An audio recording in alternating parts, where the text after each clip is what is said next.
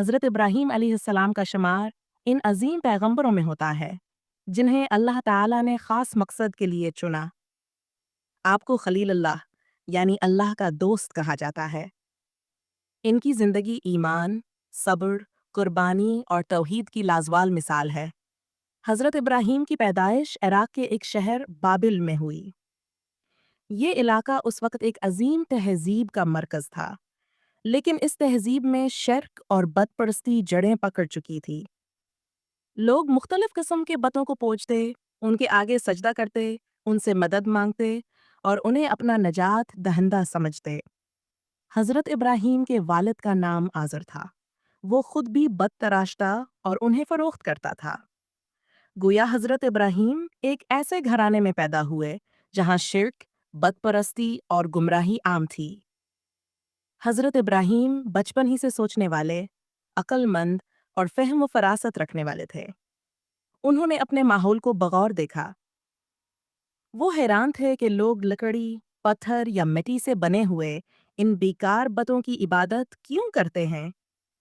وہ بت جو خود اپنے آپ کو بھی فائدہ یا نقصان نہیں پہنچا سکتے، وہ انسانوں کو کیا فائدہ دیں گے؟ ایک دن حضرت ابراہیم نے اپنے والد سے کہا، اے میرے باپ، تو ایسی چیز کی عبادت کیوں کرتا ہے جو نہ سنتی ہے، نہ دیکھتی ہے اور نہ ہی تجھ کچھ نفع دے سکتی ہے؟ لیکن ان کے والد نے انکار کر دیا اور ناراض ہو گئے، حتیٰ کہ انہیں گھر سے نکل جانے کا حکم دے دیا۔ جب حضرت ابراہیم علیہ السلام نے اپنے ارد گرد کے لوگوں کو شرک اور بت پرستی میں مبتلا دیکھا تو آپ نے نہ صرف انفرادی طور پر سمجھانا شروع کیا بلکہ حکمران وقت نمرود تک بھی بات پہنچائی۔ نمرود ایک ظالم، متکبر اور خود کو خدا سمجھنے والا بادشاہ تھا۔ حضرت ابراہیم نے نمرود کے دربار میں جا کر توحید کی دعوت دی۔ آپ نے فرمایا، میرا رب وہ ہے جو زندگی دیتا ہے اور موت دیتا ہے۔ نمرود نے مغرور لہجے میں کہا، میں بھی زندگی اور موت دیتا ہوں۔ اس نے ایک قیدی کو بلا کر آزاد کر دیا اور دوسرے کو قتل کروا دیا۔ کہنے لگا، دیکھو، میں بھی زندگی اور موت دیتا ہوں۔ حضرت ابراہیم نے فرمایا، اللہ سورج کو مشرق سے نکالتا ہے، تو اسے مغرب سے نکال کر دکھا۔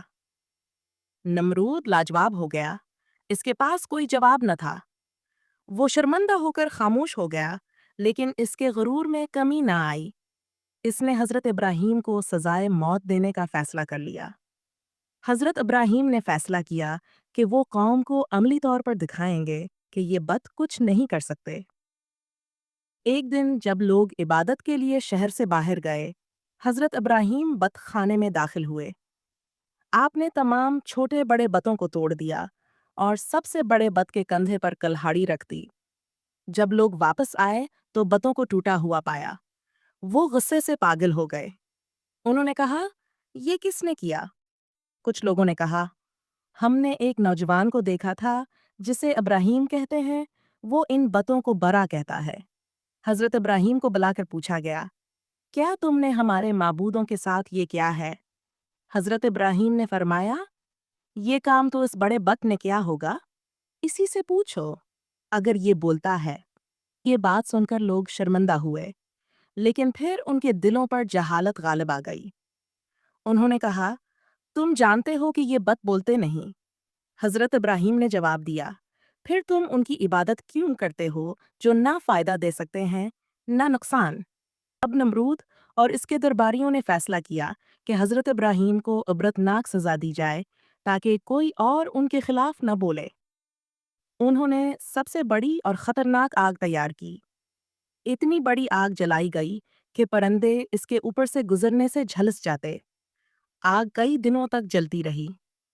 حضرت ابراہیم کو رسیوں سے باندھ کر منجنیق، بڑا گولا پھینکنے والا آلہ میں رکھا گیا تاکہ دور سے آگ میں پھینکا جائے۔ اس وقت زمین و آسمان کے تمام فرشتے حتیٰ کہ جبرائیل بھی آپ کے پاس آئے اور پوچھا، کیا آپ کو ہماری مدد چاہیے؟ حضرت ابراہیم نے کہا، مجھے اللہ کافی ہے اور وہ بہترین کارساز ہے۔ جب حضرت ابراہیم کو آگ میں پھینکا گیا، اللہ تعالیٰ نے فوراً حکم دیا، اے آگ، ابراہیم پر ٹھنڈی اور سلامتی والی ہو جا۔ آگ جو ہر چیز کو جلا دیتی ہے، حضرت ابراہیم کے لیے گلزار بن گئی۔ نہ صرف ان کا جسم محفوظ رہا بلکہ ان کے کپڑے بھی نہیں جلے۔ وہ آگ کے درمیان کئی دن تک سکون سے رہے۔ یہ منظر دیکھ کر لوگ حیران رہ گئے، لیکن نمرود اور اس کے حواری اپنی ضد پر قائم رہے۔ اس واقعے کے بعد حضرت ابراہیم نے عراق چھوڑنے کا فیصلہ کیا کیونکہ وہاں کے لوگ اصلاح کے لیے تیار نہ تھے۔ آپ نے اپنی بیوی حضرت سارہ اور بھتیجے حضرت لوط کے ساتھ شام کی طرف ہجرت کی۔ یہ اللہ تعالیٰ کے نبی کی سنت ہے کہ جہاں لوگ حق کو قبول نہ کریں وہاں سے ہجرت کر لی جاتی ہے۔ جب حضرت ابراہیم علیہ السلام عراق بابل سے ہجرت کر کے شام کی طرف روانہ ہوئے تو ان کے ساتھ ان کی زوجہ حضرت سارہ اور بھتیجے حضرت لوط بھی تھے۔ یہ لوگ توحید کے پرچارک تھے اور اللہ کی رضا کے طلبگار۔ اللہ تعالیٰ نے ان کی راہوں کو آسان فرمایا۔ حضرت لوط کو اللہ تعالیٰ نے بعد میں نبوت عطا کی اور انہیں قوم لوط کی طرف مبعوث کیا جو سدوم کے علاقے میں رہتے تھے۔ حضرت ابراہیم نے شام کے علاقے حران اور پھر فلسطین میں قیام کیا۔ آپ وہاں بھی لوگوں کو توحید کی دعوت دیتے رہے۔ حضرت سارہ نیک اور فرمانبردار خاتون تھیں، مگر وہ اولاد سے محروم تھیں۔ کئی سالوں کی دعا اور امید کے باوجود انہیں کوئی اولاد نہ ہوئی۔ حضرت ابراہیم کے دل میں اولاد کی خواہش تھی تاکہ وہ نسل توحید کی بنیاد رکھ سکیں۔ حضرت سارہ نے خود حضرت ہاجرہ کو حضرت ابراہیم کے نکاح میں دیا۔ حضرت ہاجرہ ایک نیک، وفادار اور صابرہ خاتون تھیں۔ چند ہی ماہ بعد اللہ تعالیٰ نے حضرت ہاجرہ کو بیٹے کی خوشخبری دی۔ اس بیٹے کا نام حضرت اسماعیل رکھا گیا جو بعد میں اللہ کے نبی بنے۔ اللہ تعالیٰ نے حضرت ابراہیم کو حکم دیا کہ وہ حضرت ہاجرہ اور نوزائیدہ حضرت اسماعیل کو لے کر ایک سنسان وادی میں چھوڑ دیں۔ یہ جگہ بعد میں مکہ مکرمہ کہلائی۔ یہ وادی نہایت خشک، بنجر، بے آب و گیا اور انسانوں سے خالی تھی۔ وہاں نہ کوئی درخت تھا، نہ سایہ، نہ پانی۔ حضرت ابراہیم نے اللہ کے حکم پر عمل کرتے ہوئے حضرت ہاجرہ اور اپنے بیٹے کو وہاں چھوڑا اور واپس جانے لگے۔ حضرت ہاجرہ نے پیچھے سے آواز دی، کیا آپ ہمیں یہاں چھوڑ کر جا رہے ہیں؟ حضرت ابراہیم خاموش رہے۔ انہوں نے دوبارہ پوچھا، کیا یہ اللہ کا حکم ہے؟ حضرت ابراہیم نے اسبات میں سر ہلایا۔ حضرت ہاجرہ نے کہا، پھر یقیناً اللہ ہمیں ضائع نہیں کرے گا۔ حضرت ابراہیم کچھ فاصلے پر جا کر اللہ سے دعا کرتے ہیں، اے ہمارے رب، میں نے اپنی اولاد کو ایک بے آب و گیاہ وادی میں تیرے حرم کے قریب آباد کیا ہے تاکہ وہ نماز قائم کریں۔ جب پانی ختم ہو گیا تو حضرت اسماعیل کو پیاس لگی۔ حضرت ہاجرہ پریشان ہو کر پانی کی تلاش میں صفا اور مروہ کی پہاڑیوں کے درمیان دوڑتی رہیں۔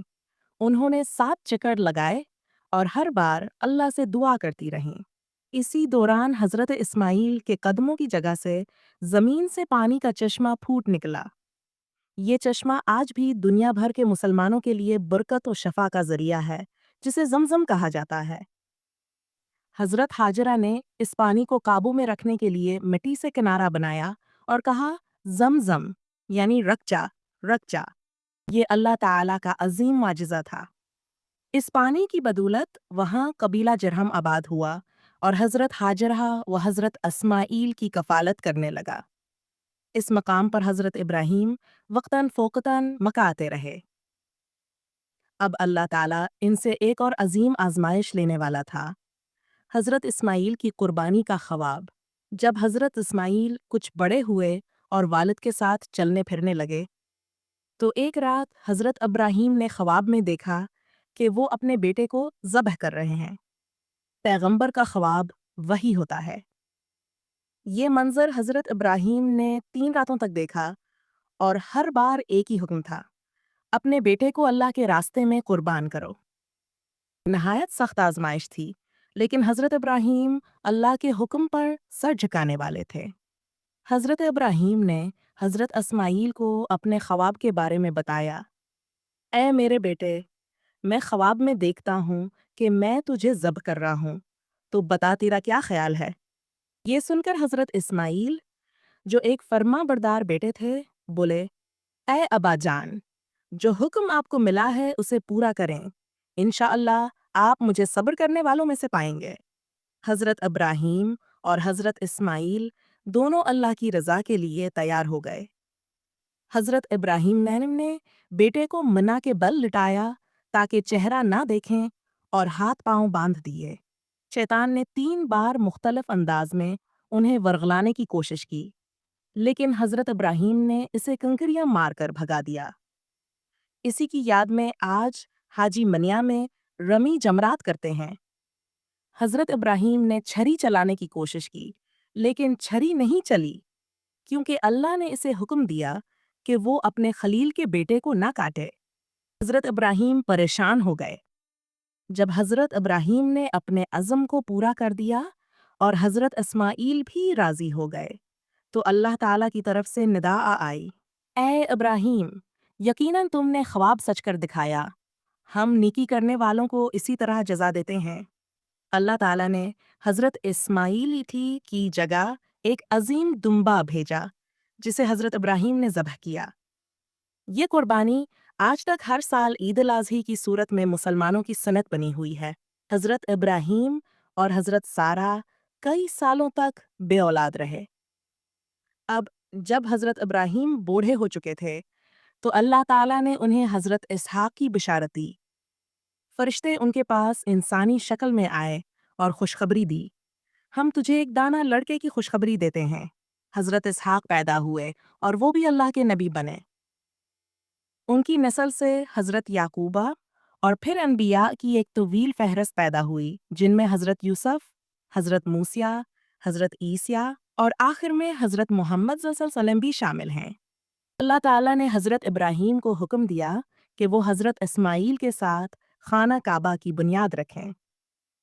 اس جگہ پر حضرت آدم نے پہلی عبادت گاہ بنائی تھی، جو وقت کے ساتھ مٹ چکی تھی۔ حضرت ابراہیم اور حضرت اسماعیل نے مل کر اس کی تعمیر کی۔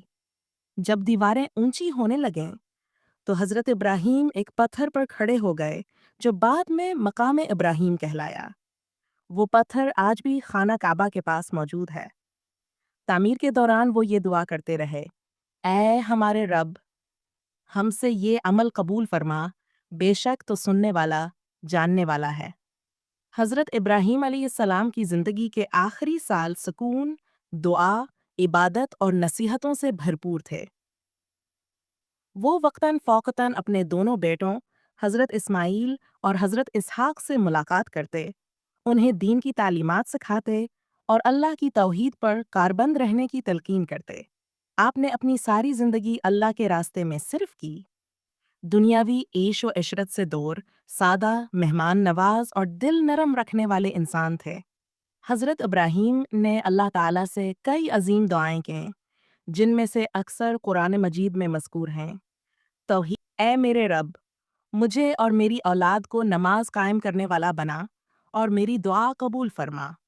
حضرت ابراہیم کی عمرائے 175 سال یا بعض روایات کے مطابق 200 سال تھی۔